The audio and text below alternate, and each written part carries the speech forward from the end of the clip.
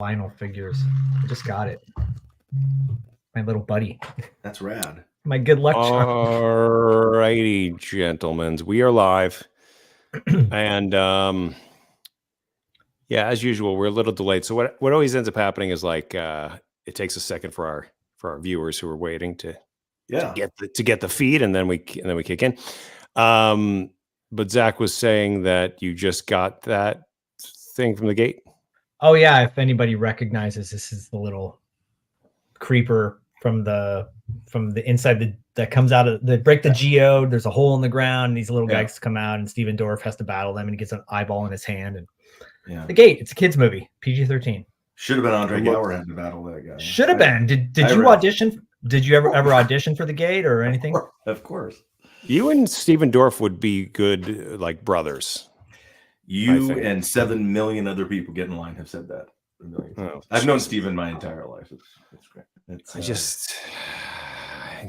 I ended up getting Steven in my high school at our senior year because he wasn't enrolled anywhere, and he ended up coming to my. Oh, really? Steven came. We went to high school. I think it was maybe our junior and senior year, or just senior year. So, yeah, I've known Steven a long time. Nice. Ironically, you want to hear something very interesting? I know this is probably cutting into your time. Your time for you. It's my I'll talk for hours. You know me. I'm in the middle of. I'm not in the middle. I procrastinate, but I actually finally bought a working device where you can transfer VHS to digital to your laptop. Yeah, I see that. And you got VHS tape. So I put in this. Interestingly enough, because one of my favorite is I did a movie in like 1978 or something. That got released as a Texas legend but video called Kiss My Grits. Kiss My Grits. Wow, look at that. Starring Bruce Davison. Yes, of course. And Susan George and Bruno Kirby. Oh, okay. Wow. And me. Wow. And it's like this little B movie directed by Jack Starrett. It was produced by Anthony Quinn. And so, like, I was on set with Anthony Quinn, and I'm like, I have no idea who you are. And my mom's like, that's Anthony Quinn. I'm like, so. And, but what's awesome, it's a young Bruce Davison who's awesome. And I play this kid, and Bruno Kirby. And it's just like it's supposed to take place in like border Texas, like small town Texas. And the kind of local dude gets involved with the like local mafioso's girlfriend, and they steal his money, and they take the son and they abscond to Mexico at the end. What? It's really fun. We shot it here, and it's actually a cool little movie. And I just finally, like 6 months ago, I did digitize like my intro scene. And so I have it as a clip. I'm like, oh my god. This is insane. I'll send you the YouTube link. You can watch. Please do, and we'll post it on our Instagram and socials and all that stuff. Yes, awesome. Kiss My Grits. Here's the reason. So I have that tape right there, and it took this. I found that tape like 30 years ago. Like you had to go through like Cinephile in Santa Monica, and they tracked it down like in Detroit or something. Right. And but Steven Dorff's dad, Steve Dorff, is a famous composer. He's composes film and TV shows. I'm spending the night at Steven's house, and we're sitting at their like dinner table having like, Domino's or something. And actually, we used to always go to this pizza place called Pagliacci's right there on the Coldwater in Moore Park. And it's still there. And, oh wow! So Nancy, his mom, we get people. We're sitting there eating dinner, and we're talking about old work. And I mentioned that movie, and Steven's dad goes, "Wait a minute. That's the first movie I ever scored." Oh, man. And I said, "What are you talking about?" And I didn't have the tape yet. And he goes, "That's the first job I got." What? And so Steven's dad is the composer on this movie. Whoa. There's a lot going on here. Steven Dorff's dad is the composer of Kiss My Grits, which you did in the 70s. Yeah. And you tracked down the only VHS. I think it is the only VHS. I want someone else to find another one, and then we can have like our own YouTube show about two VHSs meeting in the middle of the world. But yeah, and what's cool is Steven's dad also did all of the original music and songs for one of my favorite movies, Pure Country starring George Strait. Oh yeah, I remember Pure Country. Yeah, so Steven's dad produced that album, which became the soundtrack for that movie. What? Didn't that come out the same year as like My Heroes Have Always Been Cowboys with Scott Glenn, where he plays a bull rider? And you ever see that one? My Heroes. I think Pure Country was like 88. I feel like they came around. Yeah, they're around the same time. There was a brief, like, you know, Hollywood notoriously does like studios have the same movies, right? Like volcano movies. Like I think there were like two rival, right. You know, horse riding champion movies or something. Well, so Scott, was it a sequel to Urban Cowboy? Was he playing the same dude? No, he was not. Scott, that is one of the. It's like I don't know if you saw a post of mine. I'm wasting your time, but I don't know if you saw a post of mine. I found a movie that I never even heard of or knew before, but some people know it very well, and it's so LA from something called Lifeguard. With Sam Elliott and Archer and Ann Archer. Yes, because I'm a huge Ann Archer fan. She's on the starting five. Same. She used to be on like the starting five, and she is. I agree. And I'd never seen her as like a 20-year-old. Right. I watched this movie and I was like, there's not two better looking sexy people in the world than Sam Elliott and Ann Archer on screen. But I'm still going, oh my God, Sam Elliott as like a 30-year-old is amazing. And I'm like, he's so hot. Yeah, dude. And then, but there is that one Scott Glenn I love as an actor because he's also the lead in my favorite Western, which came out at the same time. He's in Silverado. Yeah. And Bruce Broughton, who did the music for Monster Squad, did Silverado. That's right. So if you listen to Silverado, you can hear a little Monster Squad composing in there, or Bruce Broughton. And but I love Silverado and I love Scott Glenn because I just think he's got a great look and a great kind of affect. And but that one shot of Scott Glenn in Urban Cowboy where he's wearing the mesh sleeveless shirt, I mean, is so hot. You're like, who is that guy? Because when I was a kid and saw Urban Cowboy, I didn't think about it. But years later, I loved Urban Cowboy, and I'm like, that's either I'm really uncomfortable with this wardrobe and this look, or like that's a really good shot because you just stand all smoldering playing the ex-convict, and I'm like, how many ex-convicts wear mesh T-shirts in Texas? Like, what is happening? Dudes that can, that can tear it up if they need to. That's right, and dudes that can pull it off. And I don't know. Anyway, so there's a lot of music composition tie-ins and weird movies with. No, but you're dropping for you. You're dropping so many little references here and there, and we are going to get to trivia in just a moment, gang. We're going to we're catching up with Andre. We haven't seen Andre in quite a bit, and so it's great to have him on our show and talk about movies and upcoming projects and whatnot. But Lifeguard is like, it's Sam Elliott in a Speedo for half the movie and with his big mustache, and like it is classic cinema. Sam Elliott has always been a hunk. He's never not been a hunk. I think he came out of the womb and he's just like, I'm a hunk. He's like, I'm Sam Elliott. I think the thing with Sam Elliott is that he like ages, like he looks 20 years older than he is always. So like in Roadhouse, he's like, he's only 40, but he's like, I'm too old for this. It's like the Danny Glover thing and with the weapon, it's like, but so when he was in Lifeguard, he was actually only 15 guys. It's crazy. That's right. That's what it is. Yes. And I'm like, but that movie, like whoever is listening, watching, whatever, if you're not from LA, Lifeguard kind of doesn't make any sense. But it's the most LA movie you could watch because it's just a dude. He's like, well, I've got an offer. I'm really going to go work at the Porsche dealer. I'm like, I'm a lifeguard but I love the story because he's staying true to himself. That's really what it is. But the movie and the way it's made is so 70s. Yes. There's no resolution. They don't even go back to the relationship. Like he's just gone. And they're like, yeah, screw all. He's like, yeah. Yep. Like you don't get setups and payoffs. You don't get like, oh, they get back to, and then let's not get with the and the teenager in that movie that he actually has relations with in the lifeguard tower is a teenage Kathleen Quinlan. Yes. No. I'm like, what in the? No. I was like, oh my God, that is Kathleen Quinlan, and she's fantastic, and she looks like she's like 14, but I'm sure she's like, it's one of her first movies, I think. Yeah. Really quickly, have you seen the Scott Glenn movie called The Keep? It's a 80s directed by Michael Mann. Yeah. Not in a long time. I need to revisit that. Yeah. You should revisit that. I think a lot of people, Michael Mann's gone on record to say that he doesn't like that movie, and that's why it's not getting a Blu-ray release, a physical, release. But I think it's worth revisiting. Tangerine Dream to the soundtrack, fantastic. Yeah. Anyways, speaking of Blu-ray releases, make sure to ask me about one. Oh, good. Okay, cool.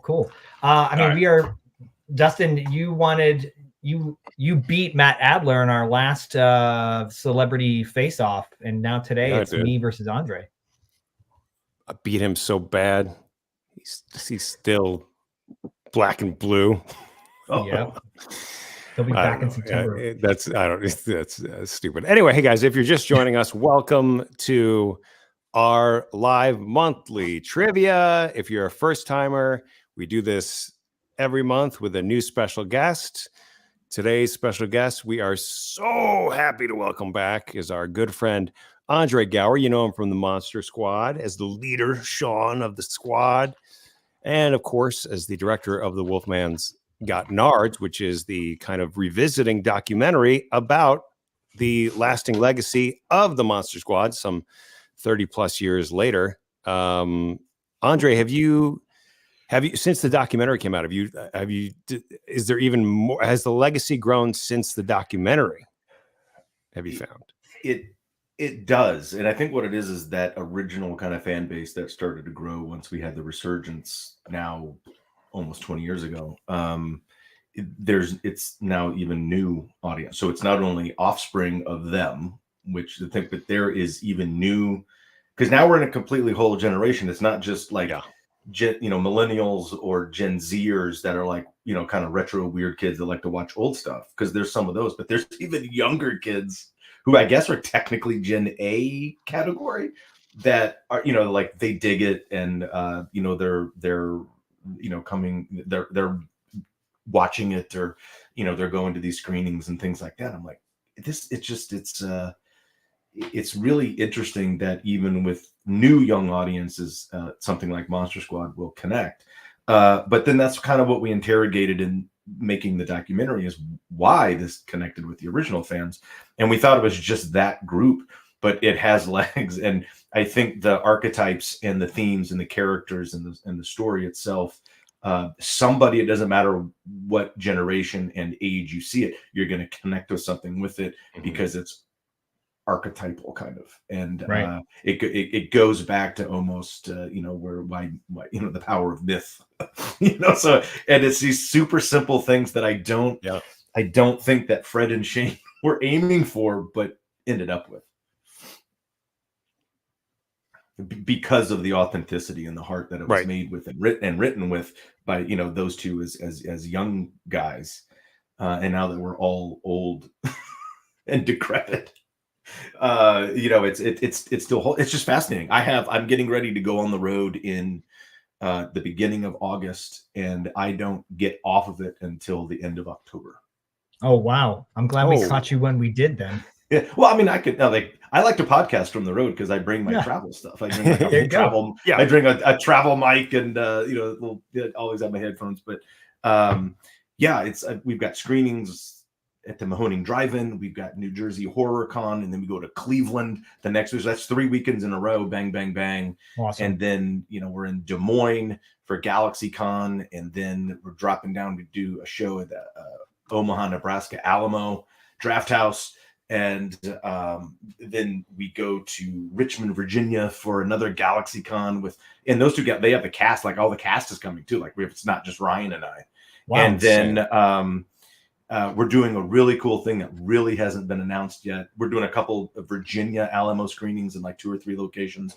But then I'm working on this really cool weekend event in Salem, Massachusetts in the 3rd week of October. Oh, baby. So stay tuned for news on that. So nice. Really Well, you were just in LA about a month ago at the Los Feliz 3. They screened Monster Squad there as part of Cinematic Void, and Stephen Mock joined you as well on stage, right? He did. It's always great seeing Stephen. You know, whether you run into him at a convention or you stop by his house and hang out. But that was weird because the American Cinematheque and Cinematic Void, they were like, hey, we're screening Monster Squad. And so I reached out because I love all the American Cinematheque people. Like, they do some really great stuff. They're great. And so I reached out and I was like, do you want me to stop by? Like, I'll be do you want me to stop by? And he's like, yeah. And so he changed the whole thing. And he's like, okay, now we're going to show it on 35. You're going to come in. So I thought it was just an easy kind of LA, screening appearance, and hope someone shows up, and they had a great crowd. But then we were outside and this kid walks up, he goes, hey, I'm Stephen Mock's stepson or whatever, and it's his birthday today, and we surprised him with this screening. And I was like, what? And so we're like, hey, let's just give Stephen a shout out in the audience, and then of course you bring Stephen up on stage. And, oh wait, so he wasn't planned to come on? He didn't know where he was going. His grandkids saw the listing and was like, oh my God, we should take Grandpa to this thing. He'll think it's neat. And I was like, Stephen knows he goes to these things. This isn't like. Right. It was the cutest / weirdest thing, but it ended up being, super awesome because you get Stephen out there, I think he turned 82. That was his 82nd birthday. Wow. Oh, wow. And then, so I had Q&A and the stuff like that was playing. And then we said, Stephen, you got to, come up and grab a chair and chat for 10 minutes or so. And he's always great for that. Yeah. I mean, look, you guys were, father-son duo in the movie, and he's had a legendary career. Dustin and I talk about this. We're talking about it more recently than I think we have in a while, but now that 1984 was 40 years ago, now that all these 40th, 35th anniversaries, we're feeling that, if you know what I mean. And we just had Tom Holland on from Fright Night, of course, but he wrote Cloak and Dagger, and this month we talked about Cloak and Dagger, and we had him on to talk about that. And I think his birthday is either this upcoming week or the week after. He's like, I'm turning 82 or 81 or something like that. And we're just like, oh yeah, we're all getting older. Yeah. It's happening. But it's really weird. I was going to say too, the last time we had you on the show, you really detailed, your medical setback that you had a few years ago, and how you've overcome that, and you're doing fantastic. I mean, we're all on screen, so we can't see each other fully, but you can tell that you're doing great, and really happy. What did you want to see? What more of him do you want to see? What do you mean not see him fully? No, I mean, you can't. You know how you just see the screen and people go, "You look so good." Oh, my podcast Sam's I have no legs. Thanks for asking, Zach. No, I appreciate it. It's it's not like just audio. We can see you. You look great. I need to get in the pool. I've had lack of workout this week, but it's I don't say it's weird, and I don't want to say it was a good thing that it happened, but I think at a certain time, I mean, it's been in 3 days it'll be 3 years. 3 years. Yeah. Wow. Which is bonkers to me. It seems like it was yesterday, and then also seems like it never happened. It's a weird thing. So you try to think about it, but doing pretty good. I actually just had, if anybody doesn't know, I had a massive heart attack on July 3rd of 2021. I was playing tennis and went down kind of hard. Actually, it wasn't. It was kind of it wasn't. I didn't go kerplunk. Something was wrong, and by the time I got somewhere, it was almost too late. But because minutes, it's just minutes that you have. And I was super fortunate. I was there with my buddy Mike playing tennis, and he got me out of there and got me to the places I needed to be. And luckily, as jacked up as our healthcare system is, we have great healthcare ability, and our access to it and and all that. That's the part. But that was that was a thing to go through. And then I was in the ICU for a couple of days, and then they send you home. And you know, for like 2 days, you didn't know if you were going to have heart damage or an internal pacemaker permanently and all this stuff. And luckily I had almost zero, and I think it's regressed and healed, like any muscle damage, even though I was 100% blocked off for minutes, which is way too long. And I think because of my life and lifestyle and things I did prior to that is what gets you through things like that. And I don't want to say it came out of it unscathed, but I was able to weather that moment decently. And then you look back and figure out, why did this happen? And there's some culprits, but I really don't, you know, I think about it because it's a thing. It's certainly something that gets in your noodle a little bit, but you can't worry about it. And like my cardiologist is like stop tracking stuff. Don't worry. He goes, you're fine.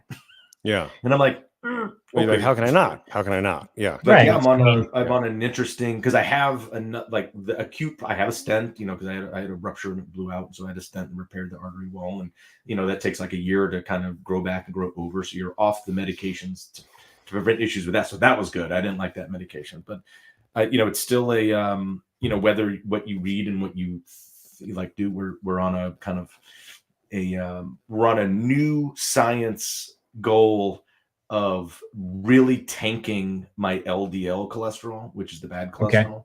Okay. The problem with cholesterol is it's one of the most important substances in your body. Right. And if you tank all of it, then you have other problems, and you can kind of mess up. But like your brain is literally 80% cholesterol. So that's why when you're on statins and stuff, you kind of have this, you know, kind of weird things. But and muscle issues. But well, I'm on this new medication, which I don't like medications whatsoever, but it's a focused thing because I have another of my cardiac arteries that was 50% occluded, which is you know, kind of narrowed.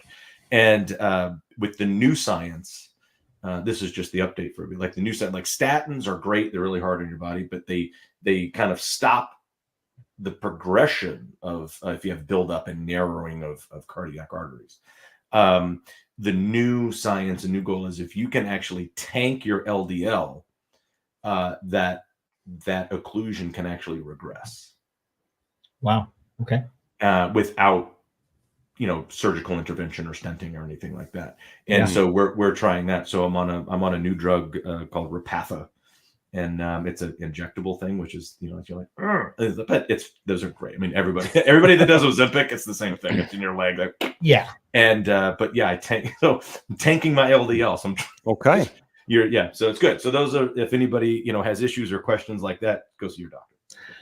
No, and I'm glad because you're a great source of that information, and but we love the fact that you are doing well, and me too. Back on our show. Yeah, man. Yeah, and we actually your show. You guys have a show? Well, should we do the show? We actually use your interview with us 3 years ago as a great source for just general, you know, if you think something might be wrong, check it out.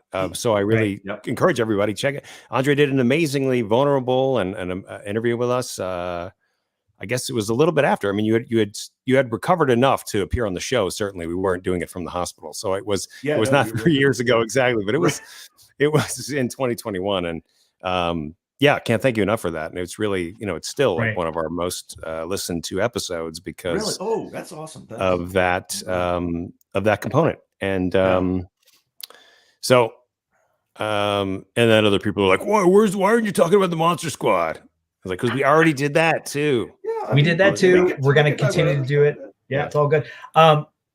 For this trivia game, typically we depending on to determine who goes first, we flip instead of flipping a coin, we flip a soundtrack. And I brought the cassette of the Monster Squad soundtrack. What is this? TerrorVision Records, I think. They also made this cool gate figure. Go back to the beginning of this when we're talking about Stephen Dorff. But side A, side B of this red cassette tape. Andre, you call it out. Do you want to go? Do you want side A or side B? I'll go side A for Andre. All right, cool. And I'll go side B for Bodie, my son, whose birthday party will be later today. Okay. Okay, that's great. Andre doesn't care. Okay, bye. And it is side No. A, so Andre gets to go first. A for Andre, B for Bodie. That was good. Hey, Not for by Zoe. the way, guys, we play this game on behalf of patrons. And today we are playing for two very special folks who I hope are tuning in. Andre, you will be playing on behalf of Magdalena from Los Angeles. Magdalena, hello. And Zach, you will be playing on behalf of Sylvia in Germany. All right. So, and if you guys watching would like us to play on your behalf, just sign up at the ticker tape below, patreon.com/$2 late fee. And we have some prizes too, Dustin. And we get prizes. So yeah, they're going to win prizes, but we never know what it's going to be until the game ends. And you guys comment if you are. Oh, there she is. Okay, Magdalena, hello. You're watching. Awesome. All right. Yeah, we got this, Magdalena. We got a this. fantastic patron, and from LA. And from LA area. We got this. Yep. And Sylvia's up in Germany, and Sylvia, I will do my personal best, but I guess hopefully my best will be good enough, but we'll find out. I did my best. But my best wasn't good enough. Okay. Oh. Just once. We can finally find it. I karaoke that one time. People were like, why? Like, Last American Virgin, yep. Seems like a good karaoke song. Right. Shout out to Sharkies, by the way. A shout out to Sharkies. My tea. It's my tea. I got it. Okay. All right. So guys, so the way this works is it's all kind of it's generally 1984 focused, I would say, overall. Nothing crazy. Most of these are multiple choice, 3 choice answers. If you get it wrong, the other person has a chance to steal. We are playing the first person to 5 points. And I think that's pretty much covers our basic trivia rules. And then, and then 5 points, you're declared the winner, and everybody celebrates. But Andre, you're going first. And if you get it wrong, you will hear a sound, and I should probably cue that up too.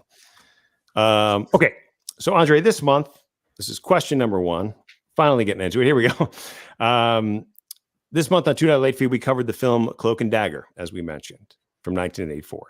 Now, the film starred the late and great Dabney Coleman, who just passed away last month. And while folks may know Dabney from his acting, they may not know that he was very good at one particular sport. So much so that he coached it in the 1960s. Which sport did Dabney coach? Was it A, tennis, B, football, or C, basketball? I know what I want the answer to be. I thought this was going to be easy, and you're going to ask me who was the other lead in Cloak and Dagger. This should have been Andre Gower, but it was Barrett Oliver. It was Henry Thomas. It was Henry Thomas. You asked about did you audition for that? Like the answer is always yes. We all audition for the same. Yep. Right. We all grew up together. We all read for each other. Stephen Dorff was offered Cloak and Dagger, but he was busy. Yeah. Then there's what's the other one? God, there's so many. Anyway, I'm just gonna go with build and app. I'm gonna go with tennis. I knew it. That is correct. Wow. Dabney was a tennis coach briefly in the 60s. I don't have any more information to say about that, but that puts Andre on the board. Is that the one you wanted? Did you want that one in your heart of hearts? No, I wanted it to be basketball, but then it'd be like, why wasn't Gene Hackman in Hoosiers? I mean, why was Gene Hackman and not Dabney Coleman in Hoosiers? Right. Oh, yeah. It would have been interesting. Oh, right. Very different movie. Because sometimes Dabney Coleman is Gene Hackman's like budget Gene Hackman. You're like, no, that's it's Dabney Coleman. It's like, no. That's a good comparison. Yeah, I like that. Yeah. But because they're both almost, I don't want to say interchangeable because it's not, but they're kind of same dude. Same energy for sure. A little bit of trivia for you. Dabney Coleman has a small role in the 1973 film The Towering Inferno, which my sister is the little girl. No kidding. Oh, wow. I love the Towering Inferno is fantastic for those people who haven't seen anything. It's a great disaster movie from the 70s. I think it's the better. I mean, everybody loves Poseidon Adventure because that's cool, and then the set upside down. It's really cool. It doesn't hold a candle to Towering Inferno. I totally agree. And my dad was a firefighter for many years and had said that movie was very accurate in the depiction of like what should and shouldn't be built as far as structures like that. Steve McQueen, of course, says, anything above 10 floors should not be built or something. That's right. Yeah. And and if anybody likes interesting movie, kind of history and all that of how that movie got made, it's fascinating. Because I looked into it because I watched it at least once or twice a year my entire existence. I was on that set. Cool. I was on that set as a newborn. And what? My sister and Mike Lookenland, who's Bobby Brady, were the two kids in it. Yeah, that's right. That's right. Yeah, but it's a huge cast, like really awesome people, and my sister gets saved by none other than Paul Newman. Of course, that's right. Course. Yeah, and Dabney Coleman's in that movie as a fireman. Yeah, with he was part of Steve McQueen's crew. Yeah. And Steve McQueen was originally offered the role of the architect, and he turned it down and said, "I want to play the fire chief." And he doesn't come in until the third act, and they're like, "It's okay, but you're going to rewrite the script, and the architect and I are going to have the same dialogue count." Yes, it was. They have the same lines, the same amount of lines in the movie. It is fascinating. Totally agree. And my mom used to hang, she was telling me the other day, because my sister did a Towering Inferno interviews for some dude. And, she's like, "Oh yeah, me and Steve McQueen, I remember we're sitting on a curb one time and talking about coffee or something." Just just Dorothy hanging out with Steve McQueen. Amazing. I love it. Amazing. Wow. All right, so cool. Trivia. Sorry, go. All righty. So Andre is the first on the board with 1-0. I kind of want to change the order of these. All right. So this question is for you, Zach. Great. Cloak and Dagger, which we cover this month on $2 fee, came out in 1984, as you know. Which of these films with 1984 in the title was the biggest box office bomb? Was it A, Summer of 84? Was it B, Wonder Woman 1984? Or C, Class of 1984? Oh, man. I never even knew there was Wonder Woman 1984 is not a 1984 movie. It just has 1984 in the title. Is that what you're saying? Yeah, the question's about 1984 in the title. Yeah, exactly. Got it. Okay. And you're saying the biggest bomb budget, compared to the budget, or just overall, in the box office? The box office. The biggest box office bomb. Yeah, which, relative to the budget. Okay, so Summer of 84, Wonder Woman 84, or Class of 1984, which also was co-written, I believe, by Tom Holland. He did some work on the story for that movie. He did.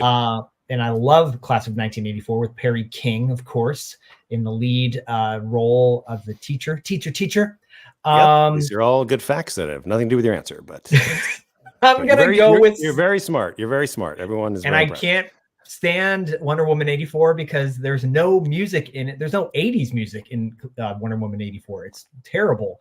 I'm gonna go with the biggest bomb. I'm gonna go with Class of 1984. No. The price is right. Andre, you have a chance to steal this question. I'll repeat the question for you. Cloak and Dagger came out in 1984. Which of these films with 1984 in the title was the biggest box office bomb? Was it Summer of 84, Wonder Woman 1984? Well, it's 50-50. I know, but okay. I'll go with Wonder Woman. That is correct. Oh, Wonder Woman 1984, which came out in 2020, lost, when all was said and done, over $100 million. It was one of the worst it's one of the worst box office bombs in history. It's in the top 50. Says the guy who starred in the Monster Squad. And what a terrible movie. No, like the Monster Squad is not. It is a box office bomb. It's the biggest box office bomb of '87. The difference being that Wonder Woman 84 is not a good movie and Monster Squad is. And Summer of 84, by the way, is a great movie. If you guys have never seen it, it's an indie movie that came out, I don't know, 5 or 6 years ago, I want to say. Really, really, really good. I broke it down on Podcasting After Dark. Great movie. And I lost again. Sorry. Why did you like Summer of '84? Because it was Summer of '84 it's basically has elements of Fright Night. It's a kids Stranger Things element to it. Monster Squad. It's a thriller. You know, the kid thinks his next door neighbor is a murderer. He's also a cop. Oops. So. And it takes place. Did you see Summer of '84, Andre? Yeah, I know. I saw it when it was festivaling because I know this. Like I auditioned for it, like everybody did. No, like, I did not crew, that's a French Canadian crew of filmmakers called RKSS, and they did Turbo Kid. That's another Turbo Kid, and which is also very nostalgic feel with done currently. But it's two guys and a gal. They are awesome. And I've been friends with them for a number of years, and I think Epic put out Turbo Kid, right? And I think Raven Banner put out Summer of '84. I could be wrong. Raven Banner got the rights though, and to Turbo Kid, so they released it as well. That's okay. Yeah. And because Raven Banner is Wolfman's international sales agent. That's right. Yeah. So RKS. I love those cats. Like they're awesome. And no, I didn't audition because they didn't call me. Well, they're not that awesome then. That's another issue I have with all the awesome people that I know. They have a zombie movie coming out, I believe, later this year. Yeah, guess who they didn't call? Right. They call you for the Q&As, but we need you to call Andre for the movies, for the roles, for the jobs. And I'll give tell him you, the jobs. I'll tell you, it's a weird thing that because we've had more than one filmmaker, and I say we, it's always like Ryan Lambert, and we always have this question, and we go to a festival or we go to someone's premiere or something, like, we dug that. That was awesome. It was like, I checked my email. It must have got my audition request must have gone into my spam folder. Yep. And they always say the same thing. They go, oh. It's like, I wouldn't ask you to be in my dumb movie. I'm like, wait, what? Right. What do you think my job is? We're on a different thing. It's like, this is what we do. It's like, we do. And you just made it like, I'd be so afraid to ask you. No, I would never. But you asked a bunch of other. Right. It's the weirdest thing. But do you have Stephen Dorff's number? You're like, because I wrote this role with like you in mind, but I'm really wanting Stephen Dorff to play. I really think, I know you know him, so can you ask him? Hey, that's probably happened before, but is it my turn to lose again, Dustin? No, that's next because I'm going to get this one, and then you'll have another chance for me to steal. But yeah, let's go. Is everything Cloak and Dagger? Because I do have a Cloak and Dagger tidbit for you. Not everything is Cloak and Dagger. No. Okay. Well, let me go back in case we don't ever get back on Cloak and Dagger. So and I wish I was like in because I could like show you awesome photo. Actually, I do have it. Cloak and Dagger, the friend, like the curly blonde haired girl that's in Cloak and Dagger, is named Christina Nigra. And that's an old friend that we all grew up with. And, cool. And yes, I read for E.T., which of course Henry got and was really good in. But of course, E.T. was also shot in my old neighborhood that I grew up in, and one of my houses in the background. But you did the video, you did the commercial for the video. Okay, I did the video. We know that.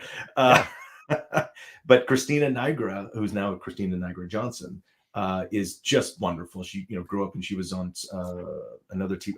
Wasn't she on Small Wonder? No, she was on. What was she on? Yeah, she was something. Small Wonder. Yeah. And so she was on with Tiffany and Emily Schulman, and Christina's awesome. And when I came back to LA in like 2014, I was working on this project. I needed someone to do a very I don't say intricate, but kind of like a complex legal deal with some writers that I was dealing with. And Christina is an attorney, and one of her good friends, her name is Jamise Oxley, and she put me in touch with Jamise, and Jamise has been my entertainment attorney for 10 years now. Oh, nice. That's cool. Christina, but yeah, like Christina, like always at the same parties, everybody's house, and she's awesome. So shout out to Christina. All right, on. Yeah, we were considering, obviously with Cloak and Dagger, we wanted to get someone connected to the movie, and we reached out. To her, and she didn't write back. So she was probably busy doing like lawyer stuff. Yeah, right. She was lawyering up.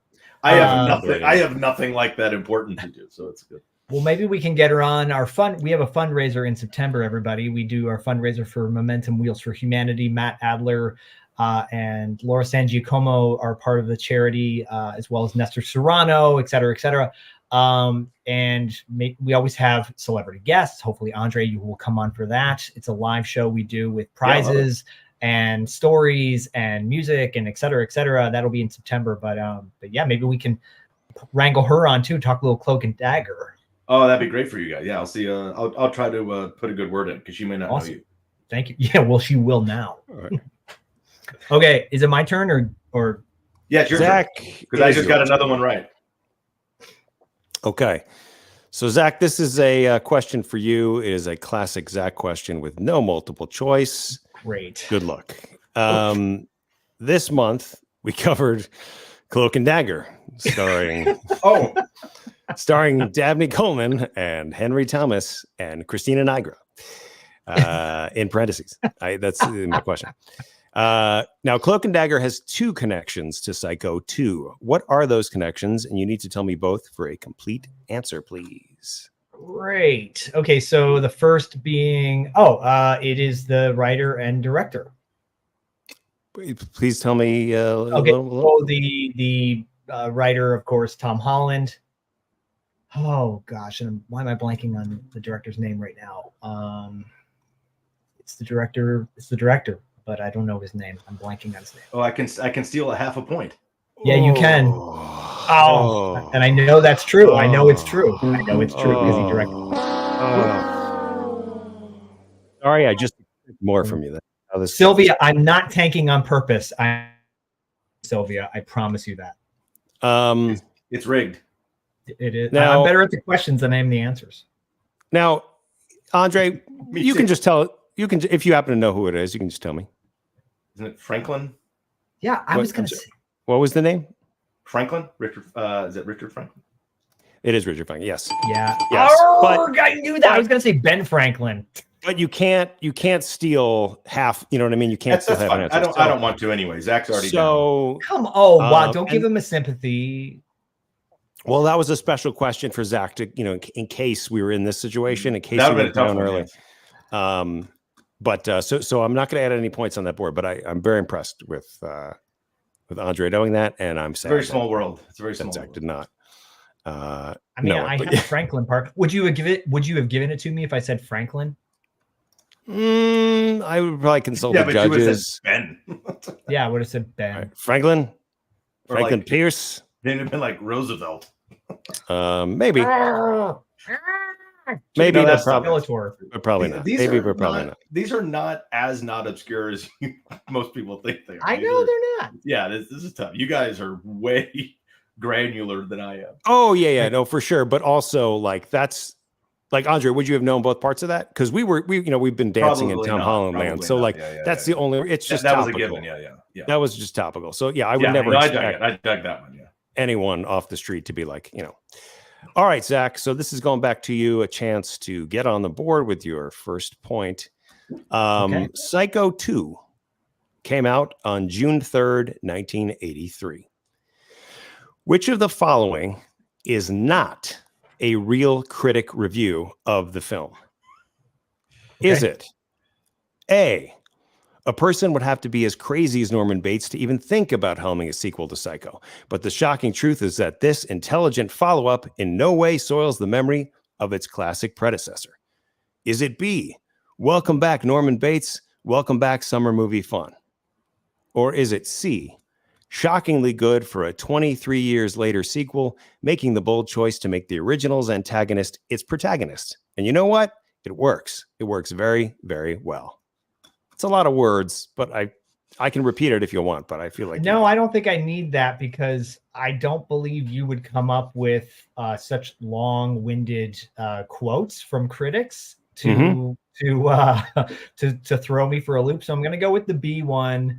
Fun, hip, cool, whatever you said, I forget. But welcome back, Norman Bates. Welcome back, Summer Movie Fun is not back, Mr. Cotter. A real critic review of the film. That is correct. That is correct. Very good. And I set that up like a trick because I thought maybe you might think, like, oh, I wouldn't do that. Anyway, the point is you're on the board with 1 point. Yay! Now it's getting close. If I get one more, that'll be a winning streak. Yep.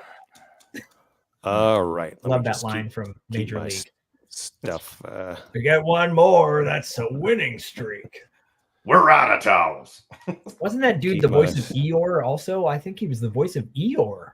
At least I thought he was. We're out of towels. I love Too old to be running into lockers. That's right. We're out of towel. Okay. Andre, this is a question for you. You were in the Monster Squad. We're pivoting away from Cloak and Dagger. You were to talk about your specialty. You were in the Monster Squad, and you also directed The Wolfman's Got Nards, the documentary about the Monster Squad's lasting legacy some 30 years later. Which of the following is... Oh, stand by. I just lost my thing. Which of the following is not true about actual wolf nards? Is it A, the probability of fertility increases with wolf nard mass? Is it B, wolf nard mass can weigh up to 15 pounds? Or is it C, wolf nard reproduction is strictly seasonal with pups born in spring? Which is not accurate? Yeah, which of those is false? I guess which of those is not true?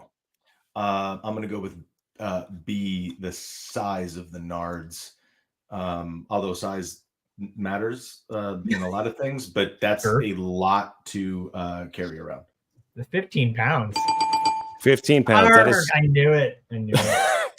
Yeah. That is correct. Wolfnard mass can be heavy, but not 15 pounds. It does change.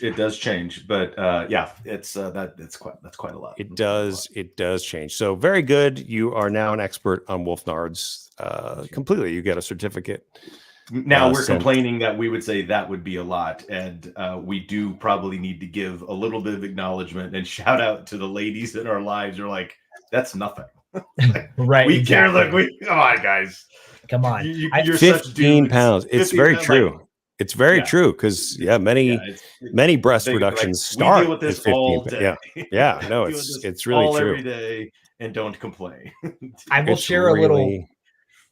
I'll share a little fun fact from my own life. We have a show on our Patreon called Tales from the Video Store, where we recount classic tales from our times working at the video store. And I worked at Tower Records for a number of years, and Jim Rose and his Sideshow Circus came through. Jim Rose used to tour with Lollapalooza when they first came out in the early 90s.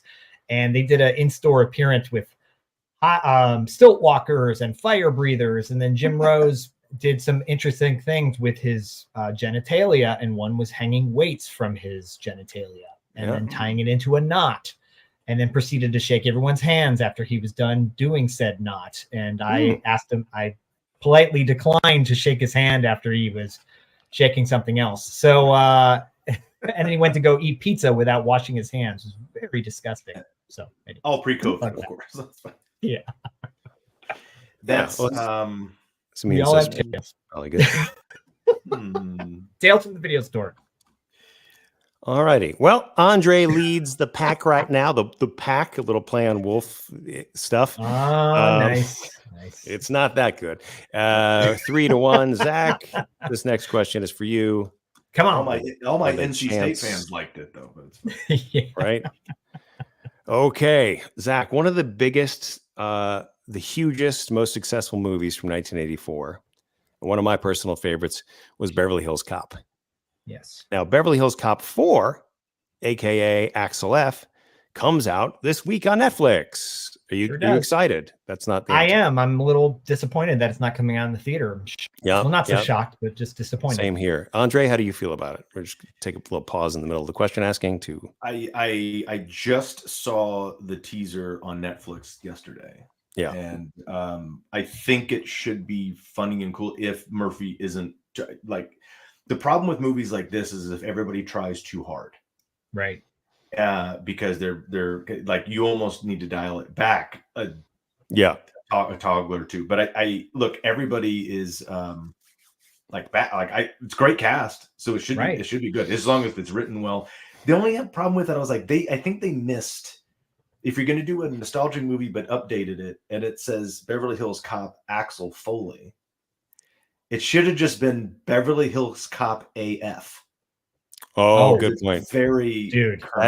Yeah, you should have been part of the marketing team. Yeah, and then now I kind of hate the title. Then that's a good hashtag. It's current. The kids will like it. Beverly Hills Cop AF. He really is Beverly Hills Cop good. AF. That's so good. Really good. Yeah, so we asked you about that. It's right there, guys. Yeah, it's like, come on, Paramount. Oh, I totally agree, man. Alrighty, well. But I also did a small, terrible movie with John. Oh my gosh, I'm just blanking on his name. John Ashton? No, John Ashton. Yes. Yep. Yeah. John Ashton, of course, from Midnight Run and Some Kind of Wonderful. Love that. He looks pretty good. They all look great.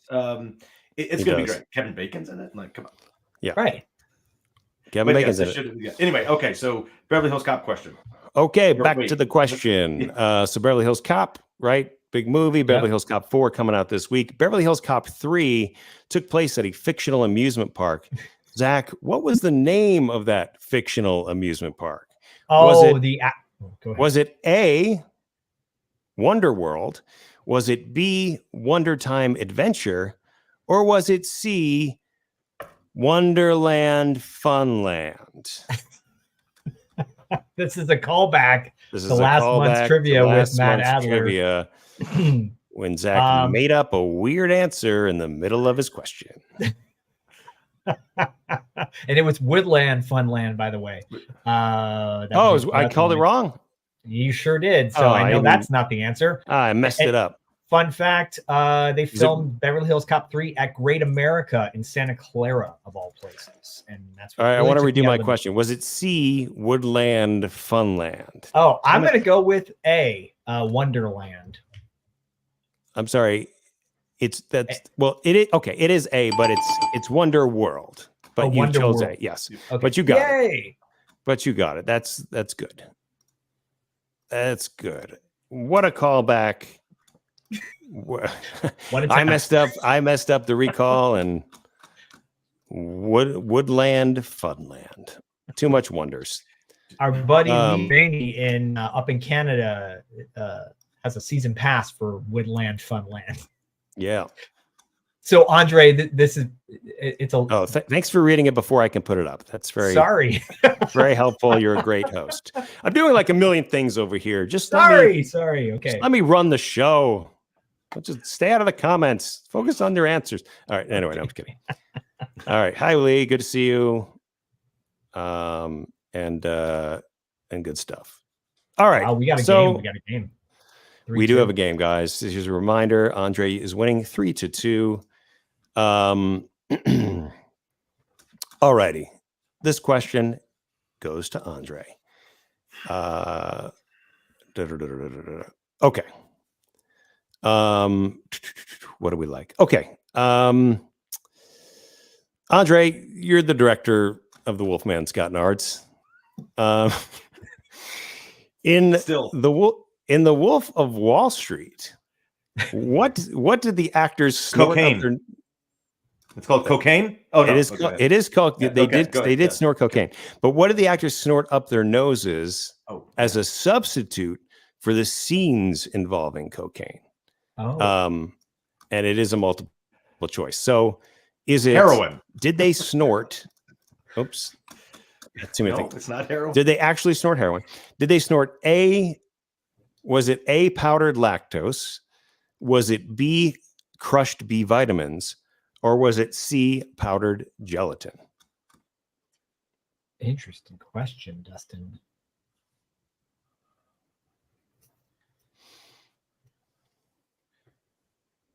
C. It was not. Give Zach a chance to steal. Zach. I'm going with B. B vitamins. Yeah. That is correct. That is correct. I thought, but gelatin was going to be my first guess, but a more inert, because like you couldn't give powdered lactose to someone who is probably lactose intolerant or have a dairy issue. Well, here's the fun fact about that is that powdered lactose is the standard for up to for like for fake cocaine on TV for 80s and 90s cocaine, like in the 80s and 90s, like that was what they were using, and then there was lactose intolerance and that became more prevalent, so they switched to a crushed B vitamins. Interesting. I guess good steal. But powdered lactose is still is still used if you're not lactose intolerant. I mean, when I did all my cocaine snorting movies, it was just cheap Coke. What did you in Kiss My Grits? It was all right. No, that was cream of wheat. Just gold medal flour. On a 6-year-old snorting. This is pure, pure snow, pure cream of wheat. Yes, cream of wheat. Oh God. Okay. All righty. All right. Let me just tie game, off. baby. It is a tie game, everybody. It is 3-3. Did I bring that up? Don't call it a comeback. I've been here for years. It is 3-3. It is exciting. Wow. This is how we like these games to go. All right, Andre, this is going to go back to you. Okay, so the Wolfman in Monster Squad is a werewolf. And this is not a multiple choice question. So this might end with nobody getting it, but in the Twilight, but I think I have faith in you guys. The Wolfman and Monster Squad is a werewolf. In the Twilight series by Stephanie Meyer, Bella's best friend is a werewolf. What is his first name? Oh. Scott Glenn. First name. Scott. Zach, would you like to steal? Scott Glenn in a mesh t-shirt. I remember seeing the first Twilight movie, and of course you do. It was a date, so that's why I went. Was it? I'm gonna go with what's like a team name from the mid 2000s. I'm gonna go with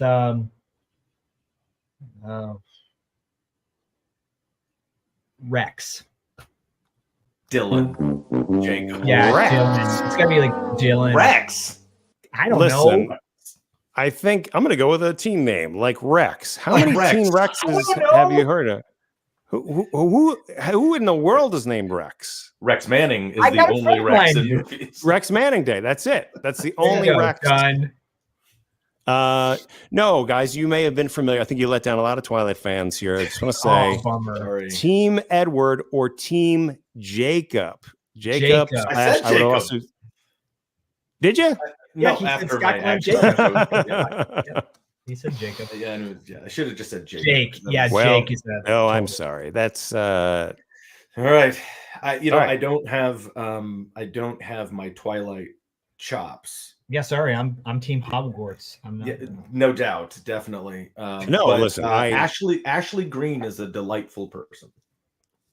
Okay, good. Well, look, I could have made that multiple choice, but I felt like for some it could be very easy, and it should have been. It comes back into pop culture a lot. It's a Team Hogwarts, Team Jacob. It does. I feel bad. Sorry, Ashley. I don't feel bad, but I'm proud of myself for not knowing that answer.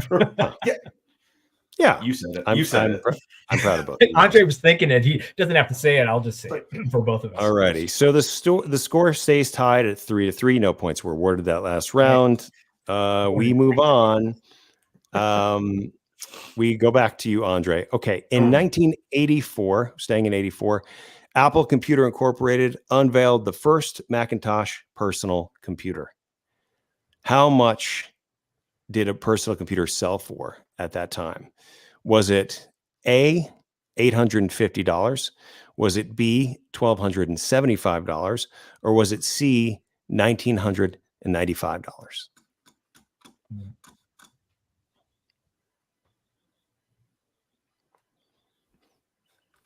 A. Really? Zach, you have a chance to steal. It is not $850. You have, how much was the first Macintosh personal computer? Was it $1,275 or was it $1,995? $1,275. No. What? The actual retail price of the first Macintosh computer was it was $1,995. Almost $2,000. That's crazy. Yeah. Yes. Wow. Yes.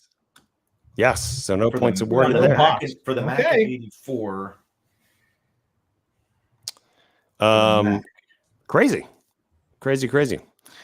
All right, guys. So no points awarded there. As a reminder, let's take a look at the score. It's 3-3. We had an Apple computer in the back of my 6th grade class. Yeah. Same. Yeah, it was the only. I mean, once Fridays, they started, Fridays, you know, if you did stuff, you could go use it. Yeah, it was. Yep. Yeah, but that was a really good. That was a good class and a good school. Great teacher. All righty. Let me see here. I got what to do do we some got? cool stuff in 6th grade. It was awesome. Yeah, 6th grade was fun. I agree. Oregon Trail. All right, Died of dysentery.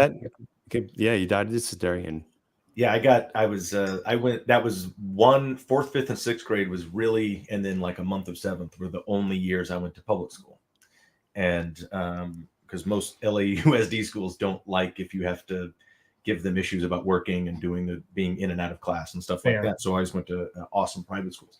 But Castle Bay Lane Elementary School is one of my favorite schools.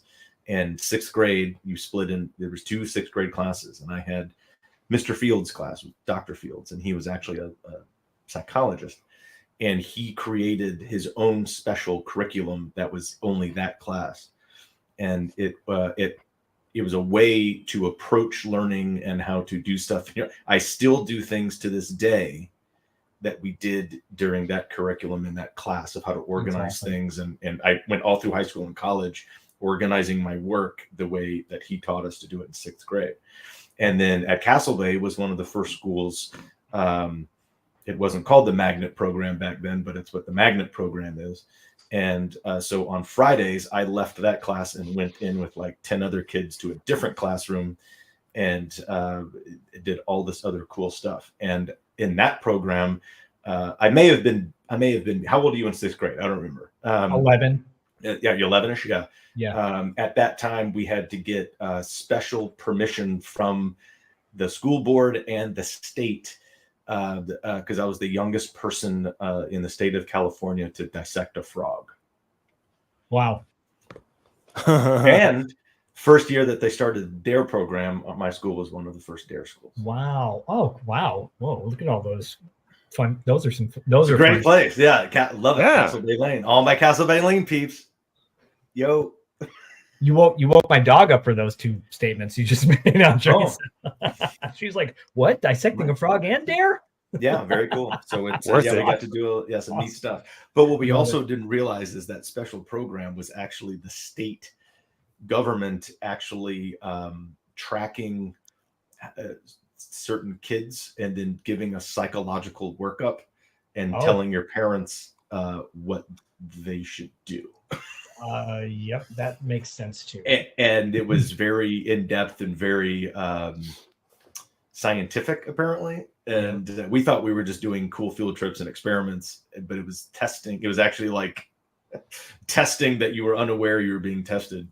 And apparently, according to my folks, the decision by the government board of examiner said Andre is very interested in learning. He likes a lot of different, but this is what we suggest to you is pick one thing. And that is from this day forward, pick something. And then he will go to the top of that field. But do not let him veer out of that lane because he will never settle and he will bounce all over the place and learning different stuff. If you keep it in one lane, he will go to the top. It doesn't matter what it is, because that's how his brain works. And honestly, Dorothy and I had this conversation about 20 years ago, and she goes, I just didn't think that was why would I not want you to go and experience so many different things to learn about what you wanted to learn? And probably should have kept because now I know 80% of a million things instead of 100% of one thing. And that's it. You bounce all over the place, and it's not ADHD. That's not what it is. It's just no. It's that's totally different. Yeah. And it's an interest in learning, and then learning, and you just have, it's not just like random facts and all that stuff, but it's, you learn about till you get to a certain level and you're like, okay, I'm moving on. Interesting. Next thing, something new. And that's why. So that's, you don't know too many random facts, which is probably why we're still tied with this game. So apparently. I don't think that makes a lot of sense though, to be like focus on one thing, especially when you're a kid who's gonna have like different, you're gonna have different, like just, that's like when you say like only play the piano. That's right. Never play another instrument. Let's just make you hate the piano. Yeah, like, it's just weird. Well, it does. Yeah. Now, what's very, very interesting is, and this is something I get to kind of shout from the rooftops now, is that was right in the peak time when I guess government officials and programs thought they knew how to change the world.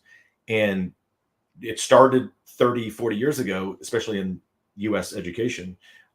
They really pushed specialization. And learn one thing, and then you are specialized in that, which kind of just makes you like this targeted kind of worker bee, kind of thing. And so we need someone to do this. We need someone to do that. And then what happened? They did that for like 30 years. And only about 10 years ago, they realized that wasn't, because they had 30 years of new data, that now you had a lack or a shortage of what's called generalists, who are capable and proficient in doing multiple things and managing people. So Fortune 500 companies, industry and all that all changed to specialization, but then you can't do anything else, because you don't know how to do anything else. And there was a giant shortage of generalists. And there's a great book. I forgot the author's name. He wrote like the Sports Gene. And it's a book called Range. Okay. And Eric Bloom maybe. But it's called Range. And I read this book. I got wind of it from, I think, a radio show or something. And I read Range, and it was like reading my brain. Wow. And I was like, that's wild. And so I took that book and I give it the gifts of all my friends that make fun of my on all the random shit that I've done. And I throw this book. You're like, you see, guys? Yeah. And Range. Well, it's also sort of the military has always done. That's why officers in the military, you don't stay in one. You move around, because you have to be able to, command people, organize things and run different types. So you get this kind of multitasking, kind of multi-discipline experience. And but then there's also people in the military that's like, you're a mechanic. Right. You're a cook. Right. You are a pilot. You are a mortarman. You are, a data analyst, and you don't do anything else.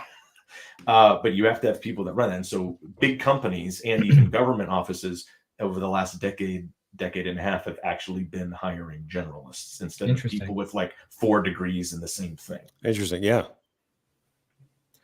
Okay. Anyway, Range. Sorry, tangent. Sorry. No. I love it. Back to the game. We should read Range, all of us. It is. It's a good book. All righty. So the score is still tied as a reminder, 3-3. Andre is coming back to the game. This category is called According to Me. The answer in this question will be specifically geared towards me, Dustin, and my opinion. So you really, you have a shot, So according to me, stand by. Sorry. Just lost it. According to me, Dustin, who was the best Coleman of the 1980s during the 1980s? Was it A, Dabney Coleman? Was it B, Gary Coleman? Or was it C, Coleman, the butler from the 1983 hit comedy Trading Places? Damn it. Who's this for? It's for Andre, right? These are all good. This is for Andre. These are for me. I know it's about you, Dustin, but I'm gonna have to go. I'm gonna put some personal in there, even though I love Dabney Coleman. Yeah, he's no put Gene some Hackman. personal in. I'm gonna go with Gary. Yeah, I would too. It's Gary. Yep. There was no greater. I mean, what you talking about, Willis? Look, when you and Gary was a nice kid. Like, obviously, what was weird about Gary is he was older than he looked. Sort of. Right. He was Ralph Macchio before Ralph Macchio. But and also short and funny, but actually really funny. Yeah. Like actually, yeah. Oh my God. Level, especially even when he was super young, because he was young when the show just started. But he had a timing and an ability that is very rare. And I think Gary got. I just it's wrong people around you, just whatever it is. I think Gary Coleman, although he ended up having health issues and stuff, so you never know. But I think Gary Coleman was a really unfortunate example of how that kind of shit, because he should have he was an icon. He was as a kid. Yeah, and should hadn't had that different level that nobody else had. They tried to replace him with Emmanuel Lewis. We got that right. Yeah. All the cute kid, that comes out that's really funny and quirk. I get it. But Emmanuel was fun. He was awesome too. He was right next door to me on the stage when I was doing Mr. President and Webster. We just had go in the adjacent hallway. But Gary Coleman was a different level. That was a different something there. And unfortunately, Gary didn't have the people around him to, guarantee that because he should still be working and should still be fun. Oh yeah, yeah. His TV movies that he did were fantastic. The so many. It's just great. There's when you have something. This is what sucks, because you almost. I feel we're talking in the past here, so we can broach this topic a little bit. But it's a very, very taboo subject now, because it's about plucking individuals out of being special. No one can be special anymore. Yeah. Right. And the problem with entertainment, whether it's music or movies or TV or comedy, it's called it. It's called having it. Yeah. Mm-hmm. The problem with right now, if you go and watch all the people that are on shows or a movie, like there's still people that have it, but there's so many, there's a bunch of people. I'm not going to name them because it would be mean, but we're getting them crammed down our throats. Yeah. And no one has it. Agreed. And that is a real thing. And Gary Coleman had it. He did. Yeah.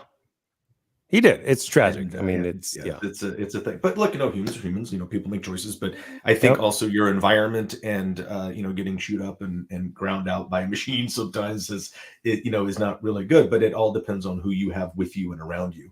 And I don't think Gary had a great support framework around him. No, he didn't. So at least we have his legacy on film and whatnot. So. Yeah, right. I mean, at least, and and it's tragic. That's good, but that's Gary Coleman. It was bonkers, and but I don't know that show ended up being so iconic and big, and all three kids ended up having problems. I know. Yeah.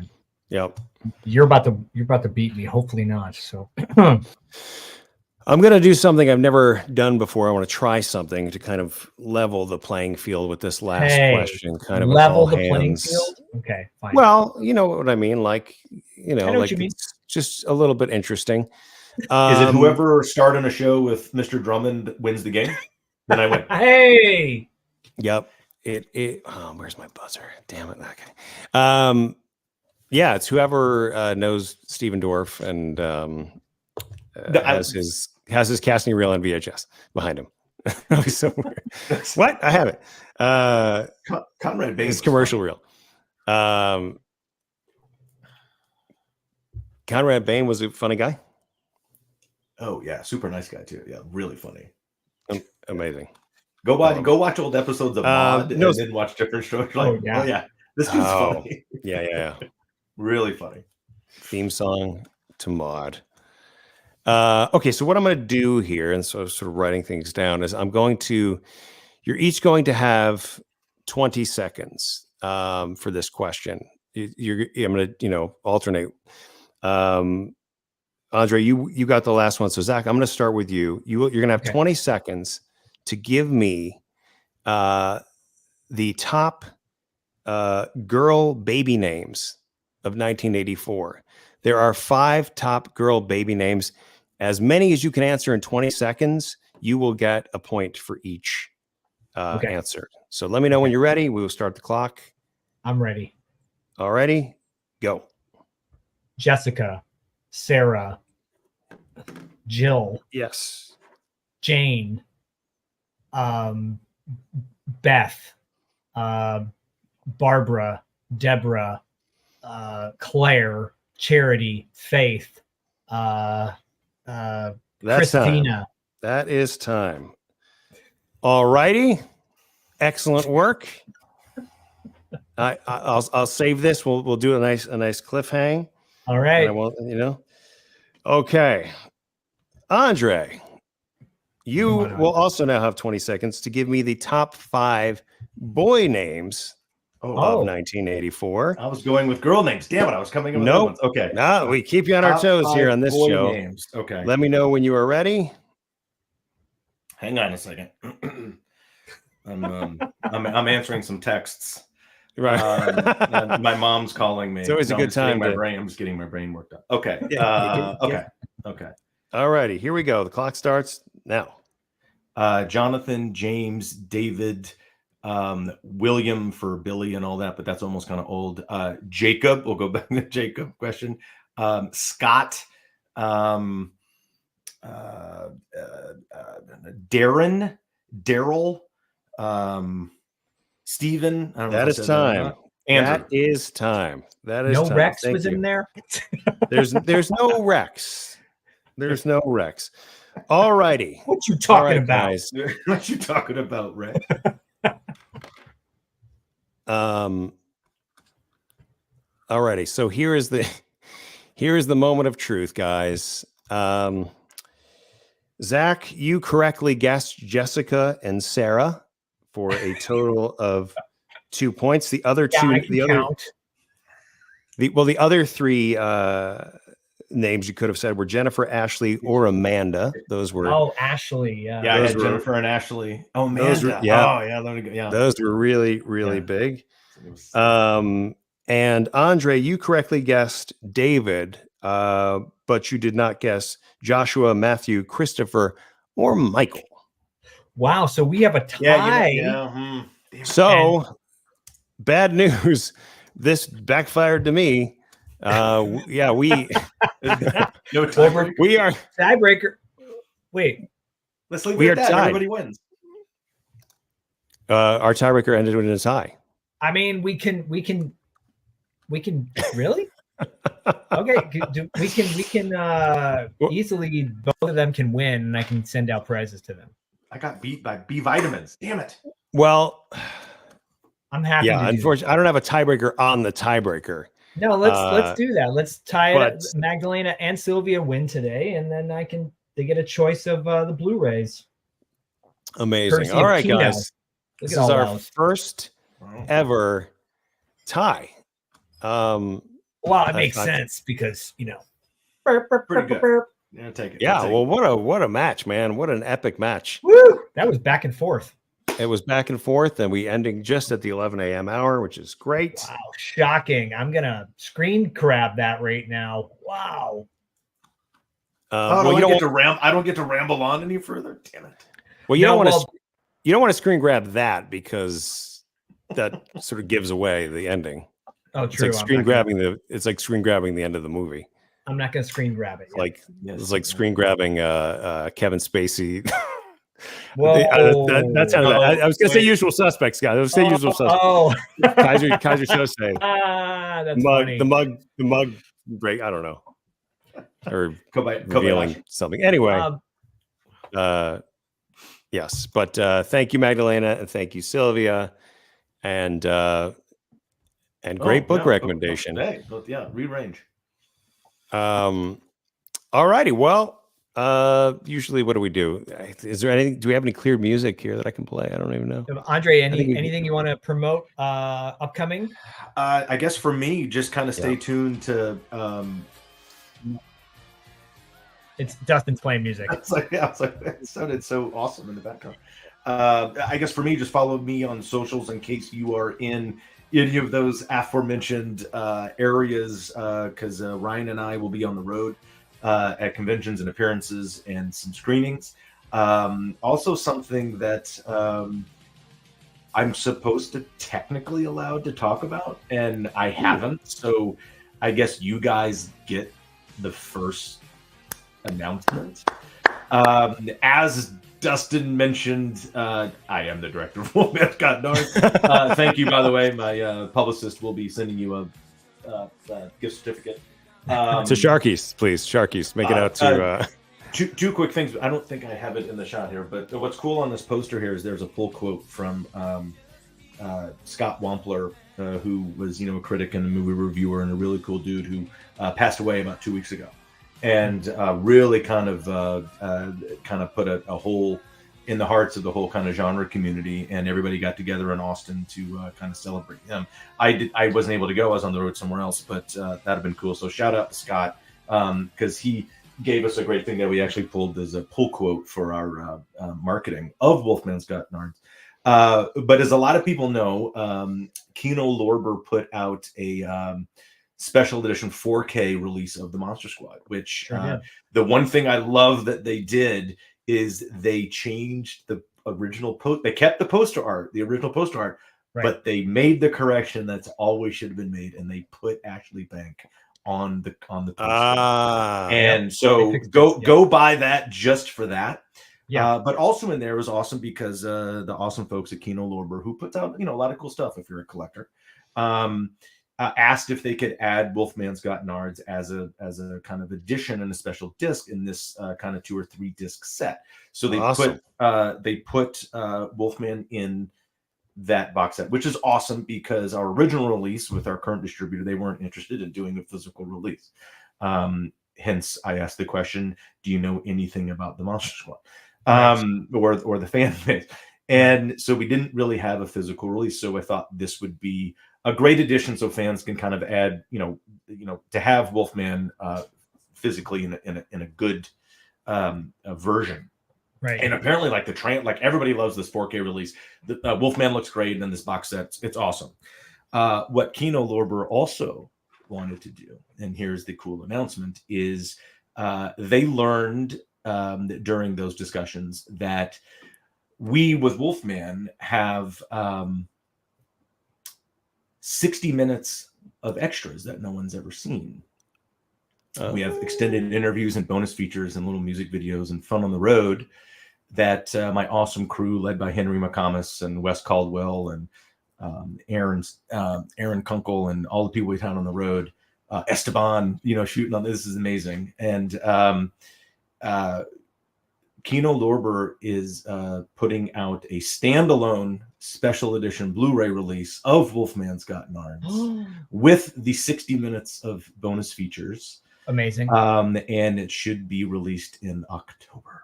Oh, very cool. So keep that in mind and mark it on your calendars or follow my socials, because we'd love to have a big kind of like pre-order or something make a splash, and hopefully I'll have a box of those on the road during some of these October events. And it's something special for me because that's the tangible type of thing when you're a filmmaker, and to really kind of not have a physical release of your movie because of a distributor decision and kind of not the deal that you wanted to have. This is kind of cool, even though it's two years later down the line. But that's exciting really cool. News. That's super exciting news, and hopefully you can join us in September for the fundraiser and remind everybody again about that, and maybe we can get some cool promo stuff that we can raffle off for the fundraiser. Yeah, or like if I get a copy or something, I'll send it to you guys. Sign and give it away or something. Yeah, sign and give it away. If I can't get that, I'll do something for. But yeah, just call me in September, and we always like to shoot the fish and awesome, man. Yeah, have some Sharkies tea. Sharkies tea. That's we're so LA. We're so LA. I love it. the only good thing is there's one location here in Vegas. So well, it's Sharkies all day, every day, and I'm glad we tied because I don't like winning. I prefer a tie. You prefer a tie, yeah. But that speaks to Andre's problem with society right now, as he was just saying. Like, I know we don't value specialness. I do like to win, and that's the one thing I don't think you should. Well, we've never had a tie, so that is special. No, we never had a tie. Okay, that is special. But so what we'll do, Zach, is we will flip it, and most people of of certain age will celebrate this, and another group of certain age will cancel me. Not everybody gets a trophy. Yes. Yeah. Indeed. And we don't get trophies today because we didn't prevail. But what's more important than the trophy is a good competition and trying your best. Right. Yes. Agreed. Yes. Thank you. That's as what always. they got wrong. That's what they got wrong with that everybody gets a trophy thing. It's not about not winning a trophy. Right. It's about trying and competing and putting your effort out there. Yeah. And the trophy's not the important thing, it's experience and what you learn during that. So, right. I agree. Hopefully we're circling back to that a little bit, but I'm not sure. The one thing I do like on socials when you scroll and can't get off is I think there's this there's some sort of battle going on between Gen X and everybody else. Right. And I'm all for it. Well, to the next battle. Thank you, Andre, for coming on and doing this. Really appreciate it. As always. Yeah, guys, appreciate it. Awesome. Sign up to our Patreon, everybody. Be a part of the fun. Patreon.com/$2 late fee. We'll catch you next month. Of the fun. There's your, in case you missed it. All right. Thanks, everybody.